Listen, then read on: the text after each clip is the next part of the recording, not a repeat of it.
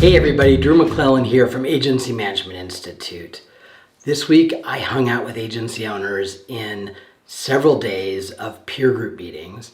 And as we talked about how their businesses were going and plans they were making for the next year, as you can imagine, a lot of questions popped up. So some of the questions that I fielded this week were, what CRMs are agencies loving right now? How are agencies handling being ghosted during the prospecting phase of their work? And should I be applying for PPP forgiveness now?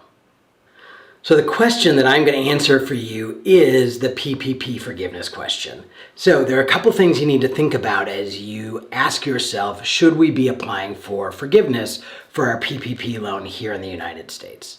First of all, is your bank ready? So many banks do not have their system set up yet to be able to process the loan forgiveness. They have not done the work they need to do with the SBA to get that flow of information set up so that once they take in your information that justifies why the loan should be forgiven, they don't have the pipe open to the SBA. So first, is your bank ready?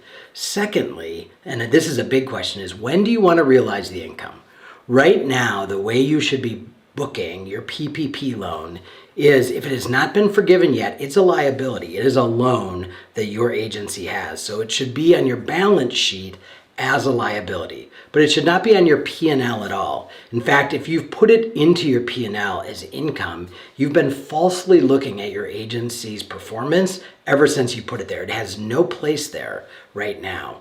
The minute your loan is forgiven, and I'll explain to you a little bit about the nuance of that in a minute. But the minute your loan is forgiven, then it comes off the books as a liability and it goes onto your P&L as other income. Because remember, we have to show that as income, that forgiven portion of our loan. We have to show that as income, and it is taxable income.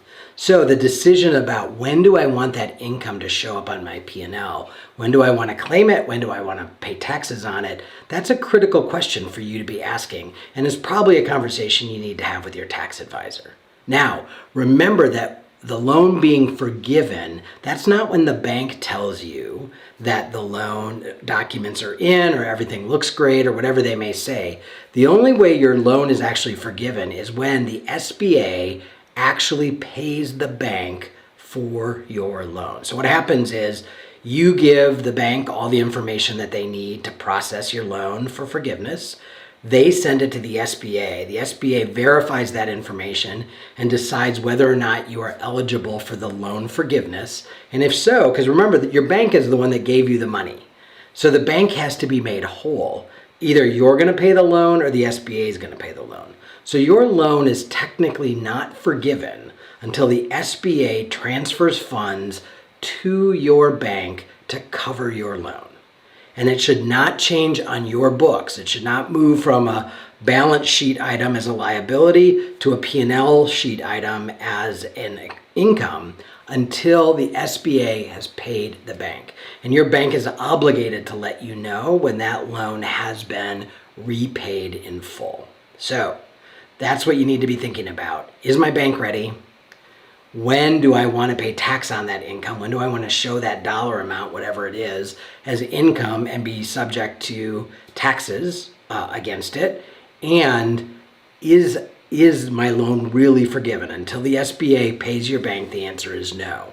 It seems to be right now for the banks that are set up to do this, and not everybody is, but for the banks that are set up to start processing the loans, it seemed to be taking them between 4 and about 10 weeks to get the loan all the way through the processing and to get your bank paid by the SBA. So again, factor that in as you think about which calendar year you want the money to show up in, because pretty soon it's not going to be a discussion or a decision anymore. It's going to be a 2021 income for you. So be thoughtful about that and make a good decision for you and your agency.